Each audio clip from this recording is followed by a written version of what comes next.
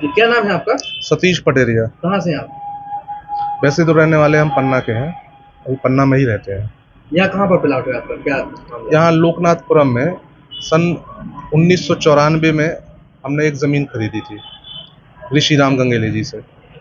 मैं था उसमें और हमारे कुछ सहखातेदार थे और मेरी बहनें भी थी।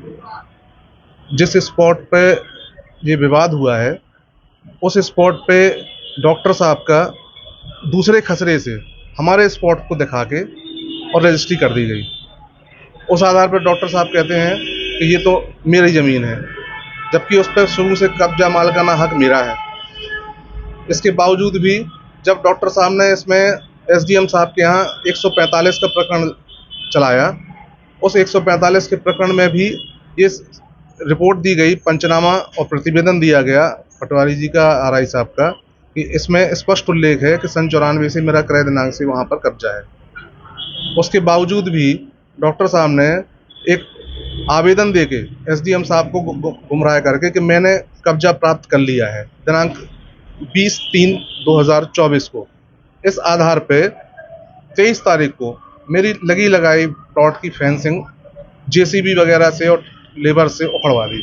कितने स्क्वायर फीट का प्लॉट है, कहाँ पर ये 120 बाई 120 का शेष रकबा है मेरी जमीन का, लोकनाथपुरम में। एमपीएन खरे के थोड़ा आगे चलते हैं तो राइट हैंड साइड में जो शेष जमीन दिखती है बड़ी सी, उसमें बाउंड्री वॉल भी बनी हुई है और कुछ में फेंसिंग हमारी लगी हुई थी शेष रकबे पे।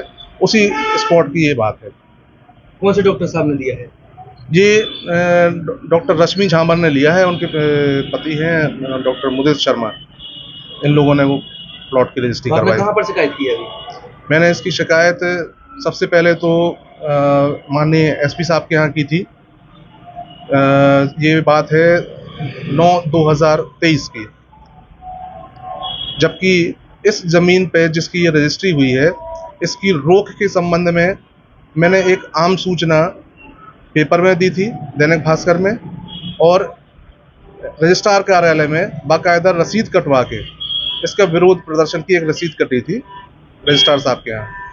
तो वो रसीद के आधार पे मैंने इसका रोक का आवेदन भी दिया था रजिस्ट्रार महोदय के। क्या चाहते हैं आप? न्याय चाहता हूँ मैं तो।